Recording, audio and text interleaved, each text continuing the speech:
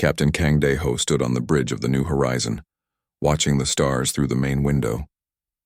His ship was humanity's first real attempt at faster-than-light travel. After 3 years of testing, today would be their longest jump yet. "All systems ready, Captain," said Dr. Park So-jin from her station. She was the ship's science officer and had spent most of her life dreaming of this moment. "The quantum drive is stable." Dae-ho nodded. "Communications, any word from Earth?" Lee Taemin looked up from his console. "All clear, sir." "Earth Control wishes us luck." The captain took a deep breath. "Begin jump sequence." The quantum drive hummed to life. Energy readings climbed higher and higher. Then something went wrong. Warning lights flashed red across the bridge. "Captain," shouted engineer Yoon Hana from the engine room through the comm system. "The drive is overloading. I can't shut it down." "Power surge in the main drive," So-jin called out, her fingers flying over her controls. "This is beyond anything we've tested." The ship shook violently. Through the windows, space itself seemed to tear open like cloth. A massive hole in reality appeared in front of them, swirling with strange colors. "Hold on." Dae-ho grabbed his chair as the New Horizon was pulled into the wormhole. The last thing he remembered was the feeling of being stretched across impossible distances. When the shaking stopped, Taemin was the first to speak. "Captain, you need to see this." Dae-ho looked out the window and felt his breath catch. They were floating near a space station so large it looked like a small moon. Ships of every shape and size moved around it like insects around a hive, but these weren't human ships. "So-jin, what are you reading?" the captain asked. "Captain, I'm detecting over 200 different energy signatures," she said, her voice filled with wonder. "These are definitely not human designs. We're looking at technology from dozens of different species." "Taemin, anything on communications?" The communications officer put on his headset and listened carefully. "I'm picking up transmissions in languages I've never heard. Wait. There are dozens of them, maybe hundreds." Before anyone could respond, new ships appeared around them. These vessels were sleek and beautiful, with smooth curves and bright lights. They surrounded the New Horizon in perfect formation. "Incoming transmission," Taemin announced. It's in perfect Korean, sir." "Put it through." A deep voice filled the bridge. "Unknown vessel, you are in violation of Imperial space. Prepare to be boarded for inspection and processing." Dae-ho looked at his crew. None of them had any idea what processing meant, but it didn't sound good. "This is Captain Kang Dae-ho of the Earth vessel New Horizon. We mean no harm. Our presence here was accidental." "Accidental entry into the Dominion is impossible," the voice replied. "All species must be catalogued and assigned their proper place in the Imperial Order." Within an hour, the New Horizon's docking bay was filled with alien beings. Their leader was tall, and made of what looked like living crystal. His body reflected the ship's lights in beautiful patterns. "I am Imperial Legate Veltar," the being announced. His voice came from somewhere inside his crystal body. "I speak for the Dominion of Worlds, ruler of 50,000 star systems and 800 species." Dae-ho had dealt with difficult negotiations before, but nothing like this. "I'm Captain Kang Dae-ho, representing Earth and humanity." "Earth?" Veltar's crystal body pulsed with different colors. "This world is not in our records. How is this possible?" Dr. Park So-jin stepped forward. "We come from a solar system about 40,000 light-years from here. We've never had contact with other intelligent species before." The other aliens with Veltar began talking excitedly in their own languages. Veltar raised a crystal hand for silence. "This changes nothing," he said. "The Dominion has brought order to the galaxy for 10,000 years. Every species finds their place in our great empire. Your world will be surveyed, your people will be classified, and you will contribute to the greater good." "I appreciate the welcome," Dae-ho said carefully. "But Earth doesn't recognize your authority over human affairs. We're willing to establish diplomatic relations as equals." The silence that followed was complete. Even the aliens stopped their excited chatter. Veltar's crystal body flashed through several colors before settling on a dim red. "Equals?" Veltar's voice carried disbelief. "You are one world with primitive technology. We are an empire spanning the galaxy. How can you speak of equality?" Medical Officer Choi Ji-won, who had been quietly observing, spoke up. "With respect, Legate, we've noticed that all the ships around us use the same basic design patterns. Your empire may be vast, but it seems quite standardized." Security Chief Nam Hyon added. "And standardization has its weaknesses." Veltar looked confused. In 10,000 years of expansion, the Dominion had never encountered a species that didn't immediately submit when faced with their power. Some tried to negotiate better terms, others begged for mercy, but none had ever claimed to be equals. Your species clearly doesn't understand the situation, Veltar said. Perhaps a demonstration is needed. We will escort you to your homeworld, and your leaders can make a proper decision. That won't be necessary, Deho replied calmly, but you're welcome to send an ambassador to Earth if you wish to establish formal relations.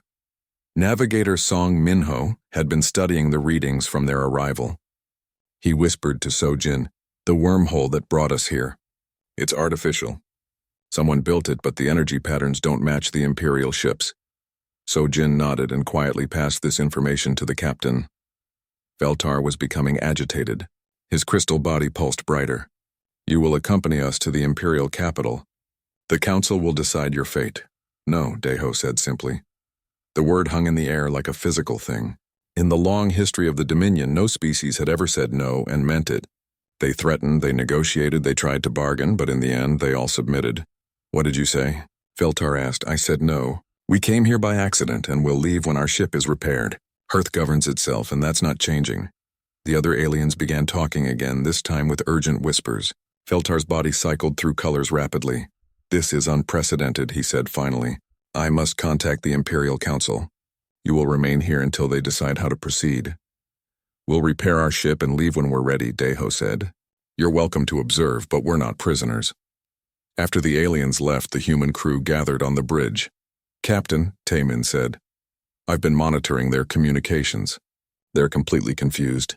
Apparently this has never happened before. They've built their whole empire on the idea that resistance is futile," Sojin observed. "But they've never actually had to fight anyone who refused to give up." Hana's voice came from the engine room. "Captain, I can have us ready to jump in 6 hours. The wormhole is still open and I think I can reverse our path." "Good work, Hana, but I don't think we should run just yet." "Sir?" Taemin asked. Deho looked out at the massive space station and the hundreds of alien ships. "If we run now, they'll follow us to Earth eventually. Better to make our position clear from the start." "And what position is that, Captain?" Jiwan asked. "That humanity doesn't kneel to anyone." 3 days had passed since the humans' first meeting with Imperial Legate Veltar. The New Horizon remained docked at the massive space station while the Dominion's leadership tried to understand what they were dealing with. Ambassador Thexril arrived on the 4th day. Unlike Veltar's crystal form, Thexril looked almost human except for his blue skin and the extra set of arms. He had been the Dominion's chief negotiator for over 2 centuries and had never failed to bring a species into the Empire. "Captain Kang," Thexril said as he entered the ship's main meeting room, "I believe there has been a misunderstanding. Let me show you the benefits of joining our great empire." Engineer Yoon Hana sat across the table, her tablet displaying technical readouts from the Imperial ships. "Before we begin, I'm curious about your technology. Your ships all use the same basic fusion drive system, but the engineering is quite different from ours." Thexril looked pleased. "Of course. When species join the Dominion, they share their knowledge. We combine the best ideas from 800 worlds." "Interesting," Hana said.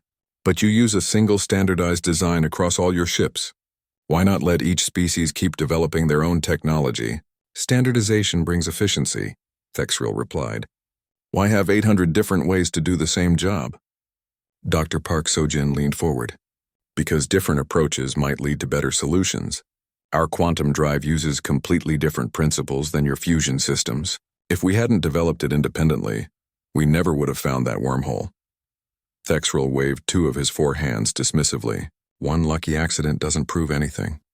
Let me show you what really matters." The ambassador activated a holographic projector. Images of beautiful worlds filled the air above the table. Cities that stretched across continents, space stations that made even this one look small, fleets of ships in perfect formation. "This is what the Dominion offers," Thexril said proudly. "Peace, prosperity, order. No more wars, no more suffering, no more chaos." "And if a species prefers to govern itself?" Captain Deho asked. Thexril's expression grew serious. "Let me show you the alternative." The hologram changed. Now it showed burned worlds and broken ships. These civilizations thought they could resist the natural order. They chose conflict over cooperation. Their stubbornness brought only destruction. Medical Officer Choi Ji-won studied the images carefully. These worlds looked like they were bombarded from orbit. Did the Dominion destroy them? When a species refuses to see reason, sometimes force is necessary, Thexril said. But notice how quickly the conflicts ended.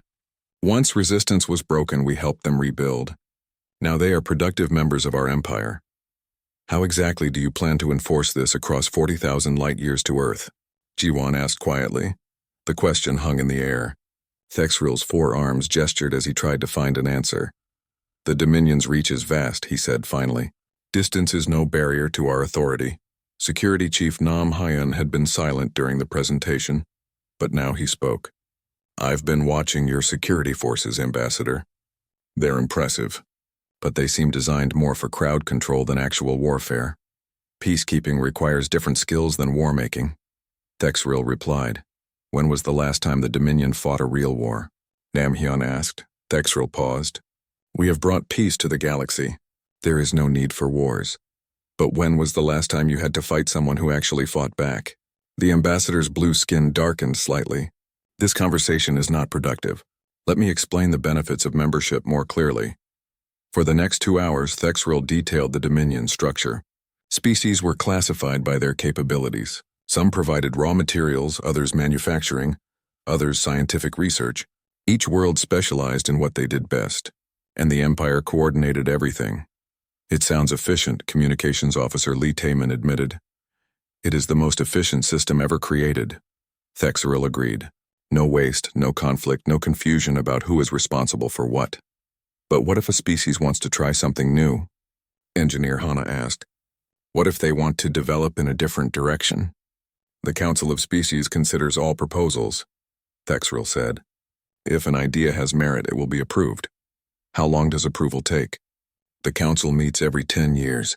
If an idea is truly urgent, emergency sessions can be called. Dr. So-jin exchanged glances with her crewmates. And if they disapprove? Then the species continues with their assigned role. The Council has 10,000 years of experience. They know what works. Navigator Song Minho had been quietly working on his tablet throughout the meeting. Now he looked up. Ambassador, I've been studying the wormhole that brought us here. The energy signatures don't match any of your ship designs. Who built it? Thexril's expression became uncomfortable. The ancients left many artifacts throughout the galaxy. We maintain them for the greater good. But you didn't build it? The Dominion inherits the legacy of all previous civilizations. So you found it and claimed it, Song Minho said. We preserve it and ensure its proper use. Captain Daeho leaned back in his chair. Ambassador, let me make sure I understand. The Dominion controls 800 species across 50,000 systems. You've had peace for centuries. Your technology is standardized and efficient, and every important decision goes through a council that meets once a decade. That is correct. And this system has worked because every species you've encountered has eventually agreed to join. The benefits of membership are obvious to any rational species. What happens when you encounter a species that isn't interested in membership, no matter what the benefits? Thexril's forearms moved restlessly. That situation has never arisen. It has now. The ambassador stared at the human captain. You cannot be serious. You are one world with primitive technology. We are an empire spanning the galaxy.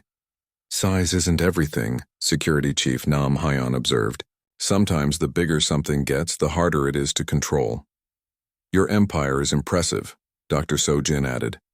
But it's built on the assumption that everyone will eventually agree to join.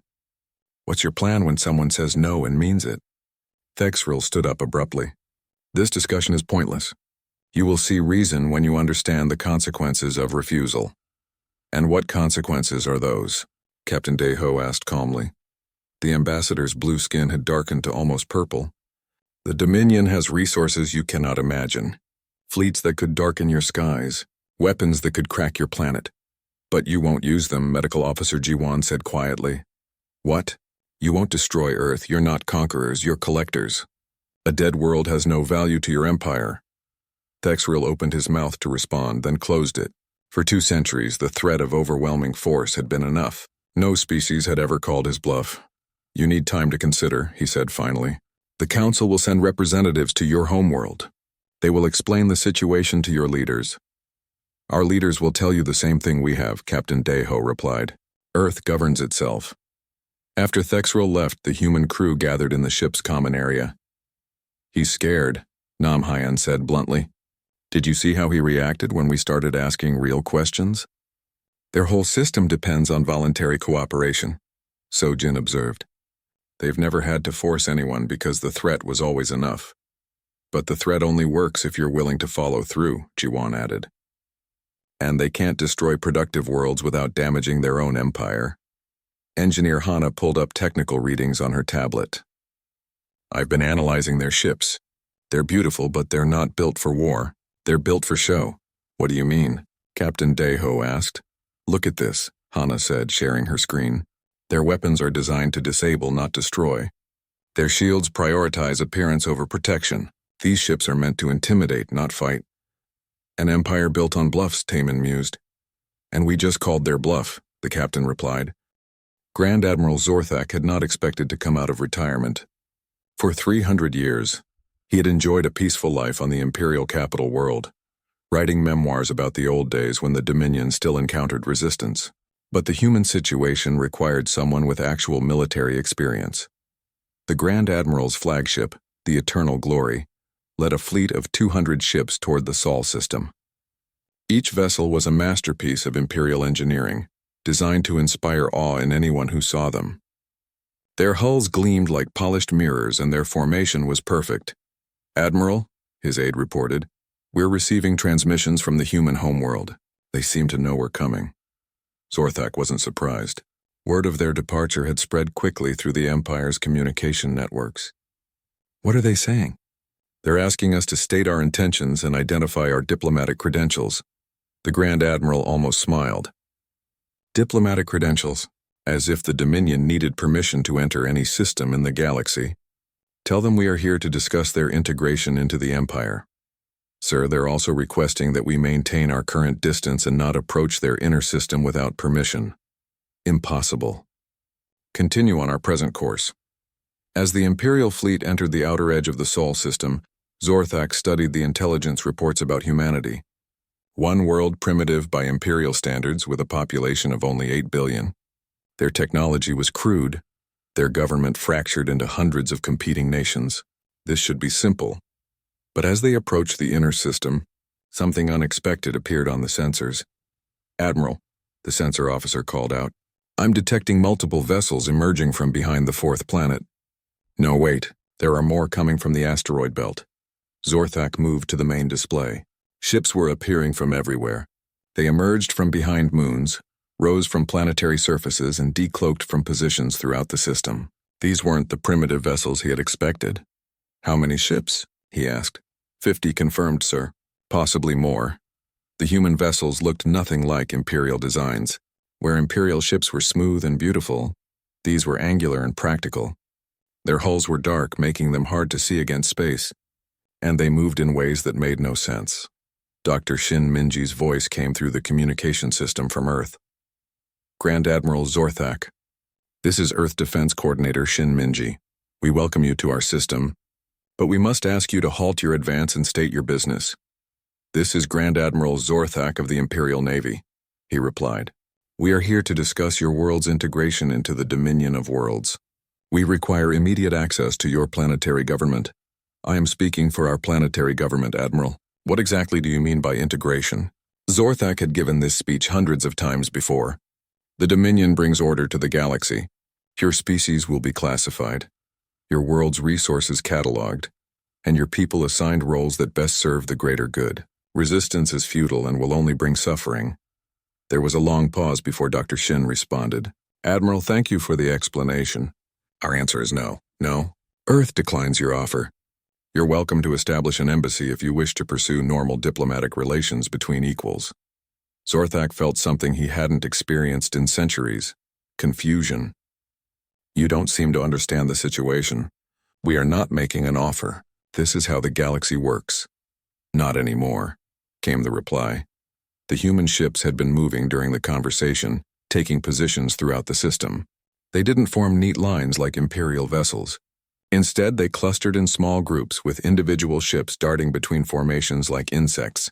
"Admiral," his tactical officer reported, "the human vessels are using movement patterns I don't recognize. They don't follow any standard formation protocols."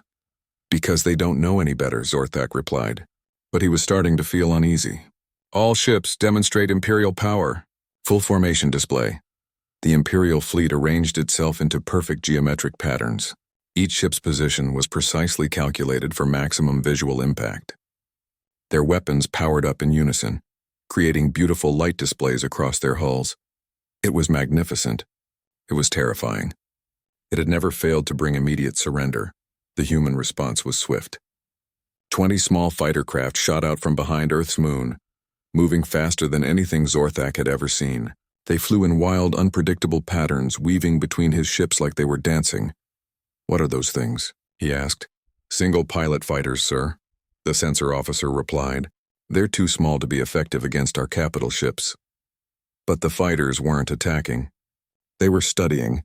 Each one performed high-speed passes around different Imperial vessels, their sensors recording everything.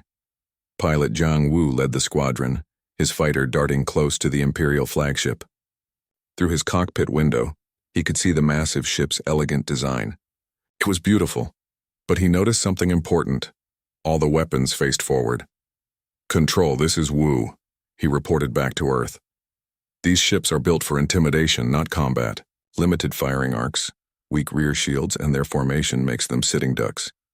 Dr. Shin's voice came through the fleet communication channel, broadcasting to both sides. "Admiral Zorthak, we've analyzed your ships. They're impressive, but they're not warships. They're ceremonial vessels designed to look powerful." "How dare you?" Zorthak's anger flared. "These ships have brought peace to 800 worlds. Because 800 worlds chose to surrender rather than fight. We're not going to surrender." President Kim Sara's voice joined the transmission from Earth's capital. "Grand Admiral, let me be absolutely clear. Your terms are rejected. Earth will remain independent. If you choose to attack us, we will defend ourselves." Zorthak had hoped it wouldn't come to this. In 300 years of service, he had never actually had to fight a war. The Dominion's expansion had always relied on the threat of overwhelming force. "Very well," he said finally. "You have chosen conflict over cooperation. The consequences are on your own heads." The Imperial fleet began to advance toward Earth. Their weapons charged and their shields came online. It should have been a simple matter of overwhelming a single world with superior numbers. But the human ships didn't meet them head-on. Instead, they scattered like leaves in the wind, each group moving in different directions. Some headed for the asteroid belt, others dove toward the sun, and a few simply disappeared. "Where are they going?" Zorthak demanded. "Unknown, sir. They're not following any recognizable tactical doctrine." The first attack came from behind. 3 human ships had somehow circled around the Imperial fleet and were firing on the rear vessels. Their weapons were different from anything in the Imperial database.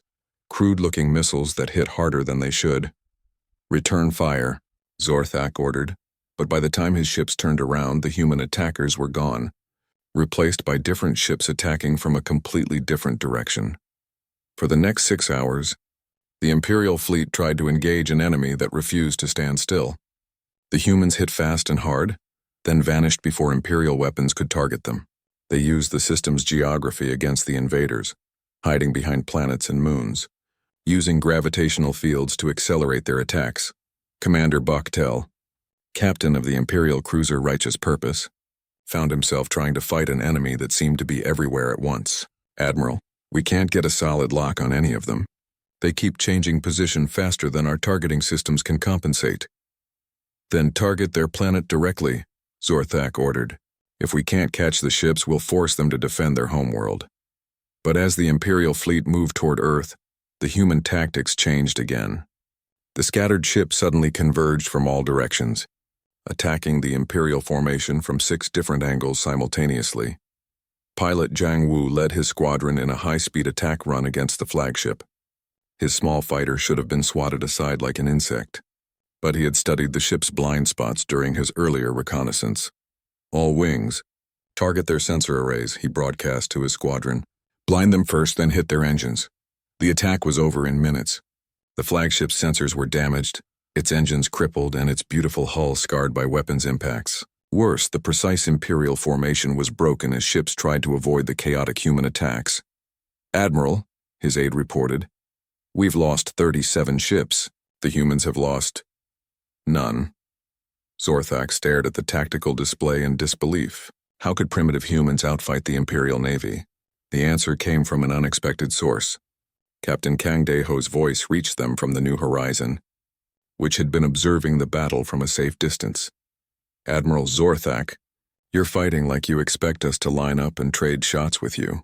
That's not how humans fight. We've been at war with each other for thousands of years. We know how to fight enemies who don't want to lose." "This is impossible," Zorthak muttered. "Your ships are beautiful, and your crews are brave," Captain Kang continued. "But you've forgotten how to actually fight. You've been peacekeepers for so long that you've lost your warrior skills." The remaining Imperial ships were in full retreat within 8 hours of the first attack. As they fled toward the edge of the system, Dr. Shin's voice followed them. "Admiral, our offer news of humanity's victory spread across the galaxy faster than Imperial sensors could stop it. On mining worlds and factory planets, in research stations and agricultural colonies, the same whispered conversations began. If the humans can say no, why can't we?" Commander Bakhtel stood in his office on Nexar 7, staring at the reports flooding in from across his sector. As governor of this mining world, he had maintained order for over a century through careful bureaucracy and occasional shows of force.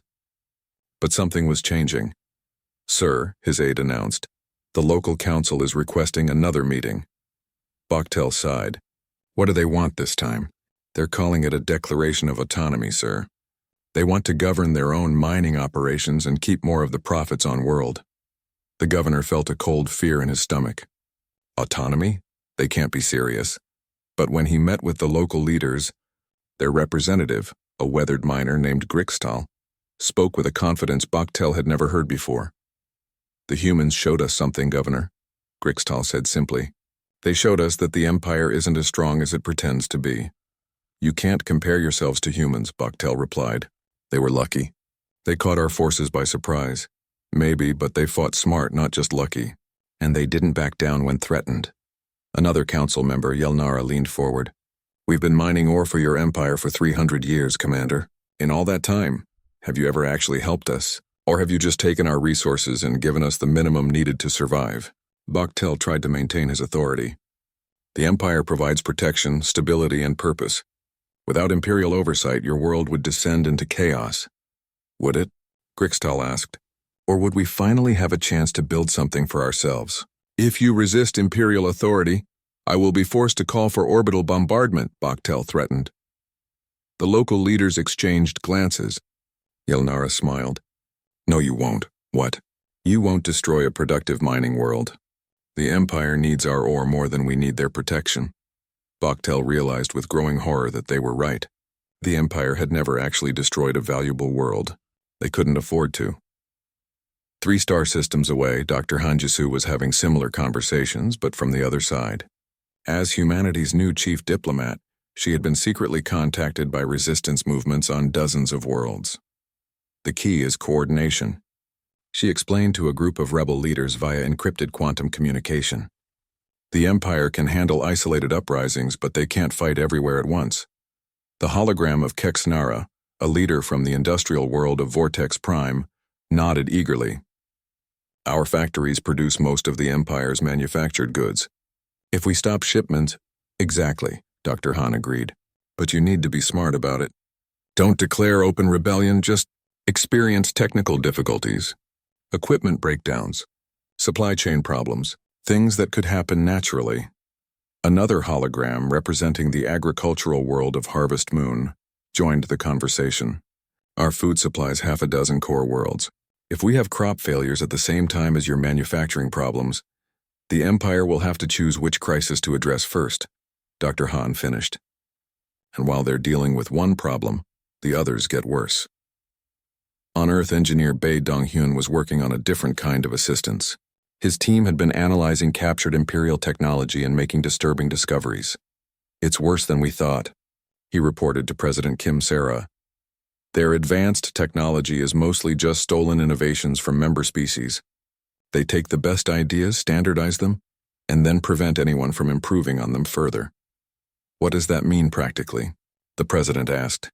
It means that many of their subject species actually have better technology than the Empire uses. They just weren't allowed to develop it. This information was quietly shared with resistance movements throughout Imperial space. On the research world of Sigma Station, scientist Mordek stared at technical specifications that human agents had smuggled to him. This is impossible, he whispered to his assistant. These are my own designs from 50 years ago before the Empire classified them as potentially destabilizing. What happened to them? His assistant asked. The Empire filed them away. They said my improvements to shield technology might give some species unfair advantages over others. But the humans are using similar principles in their ships. Mordek studied the data more carefully. Not similar, better.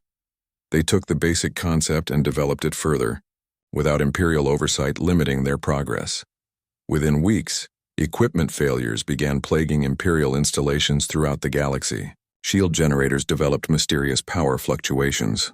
Communication arrays experienced signal degradation. Transport ships suffered navigation errors. Each problem alone could be explained as normal mechanical failure. Together, they represented a coordinated campaign of technological sabotage by species using their own suppressed innovations. Captain Kang Dae-ho led this effort from the front lines.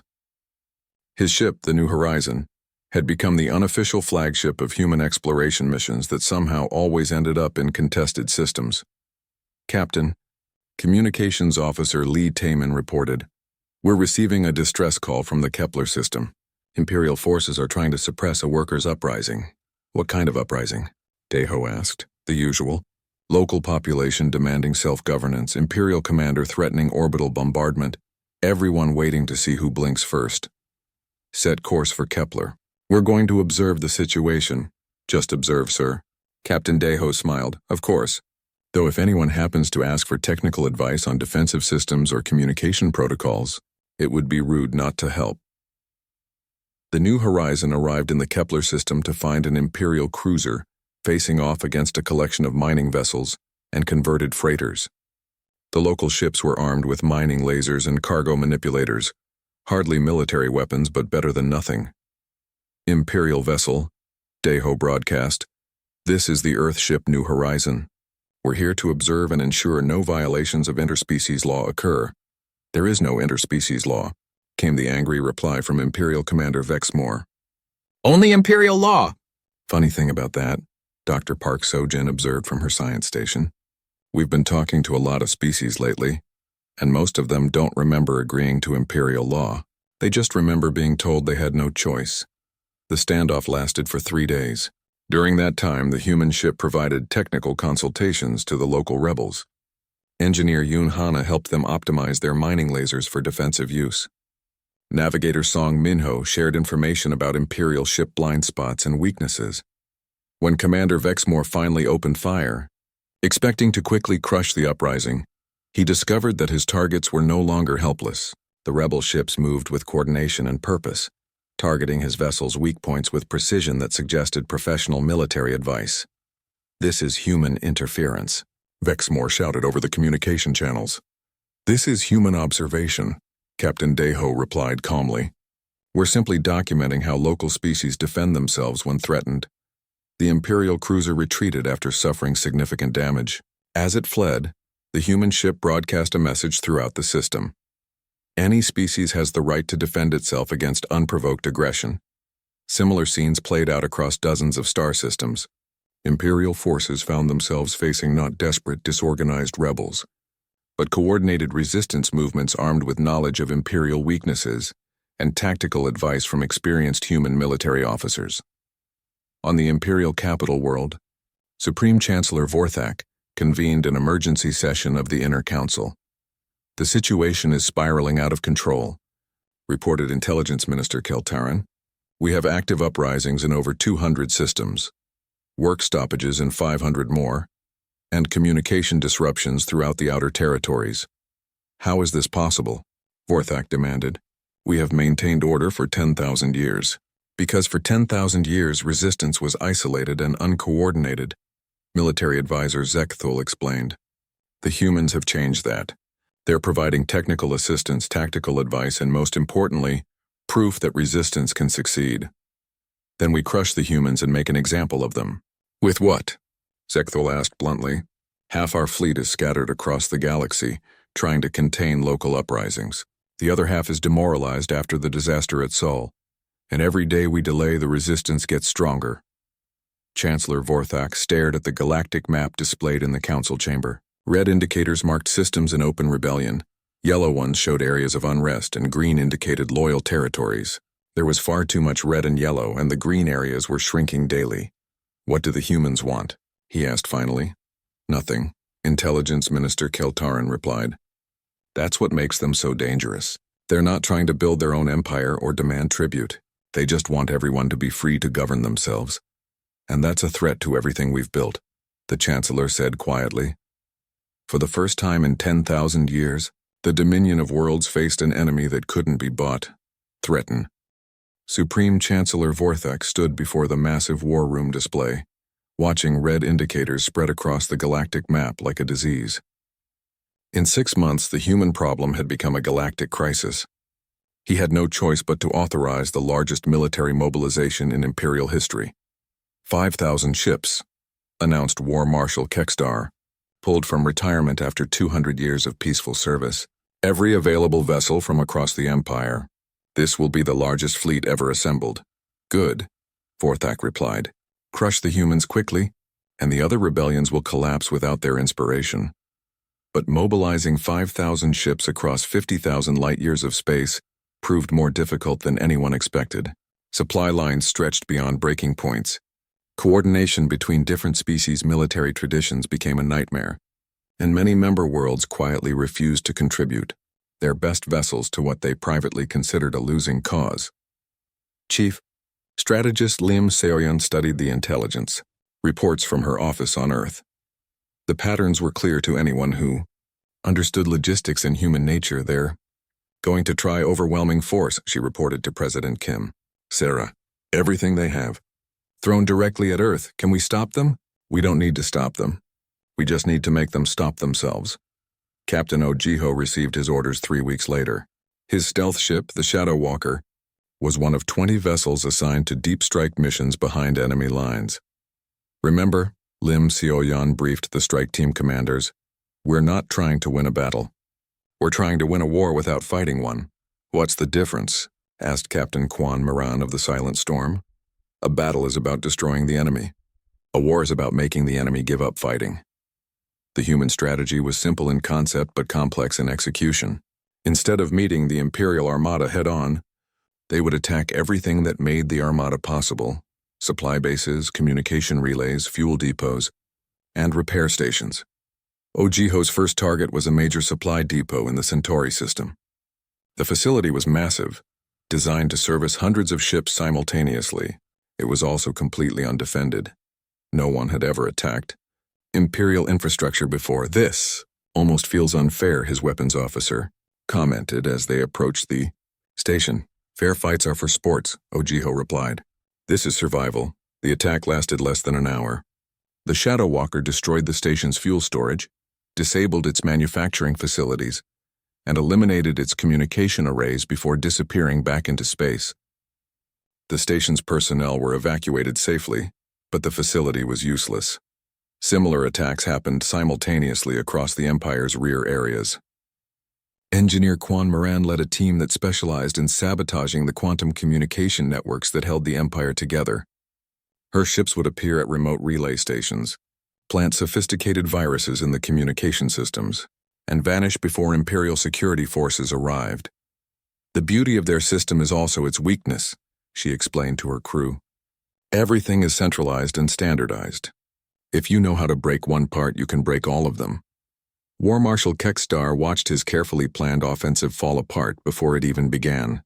Ships arrived at rally points to find no fuel waiting. Communication delays meant orders took days to reach distant units. Repair facilities couldn't fix battle damage because their parts supplies had been destroyed. How are they doing this? He demanded of his intelligence staff. We have 5,000 ships. They have maybe 100.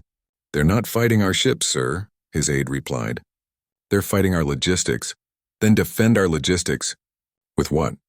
We've committed everything to the main offensive. We don't have ships left to guard every supply depot and relay station. The War Marshal stared at the tactical display. His mighty armada was scattered across dozens of star systems, waiting for fuel and supplies that weren't coming. Meanwhile, human raiders struck wherever they were weakest. "This isn't how wars are supposed to work," he muttered. The 1,000-Day War, as historians would later call it, became a masterclass in asymmetric warfare. The humans never fought fair, never engaged on Imperial terms, and never stopped moving. When Imperial forces concentrated for a major push toward Earth, human raiders would appear 3 systems away, destroying the infrastructure needed to support the advance. When the Empire tried to hunt down the raiders, they would vanish, only to strike somewhere completely different. Captain Ojiho perfected the art of the impossible attack. His ship would appear in heavily defended systems, strike at the most unlikely targets, and escape before the enemy could respond. "Target confirmed," his sensor officer reported as they approached the Imperial fortress world of Bastion Prime.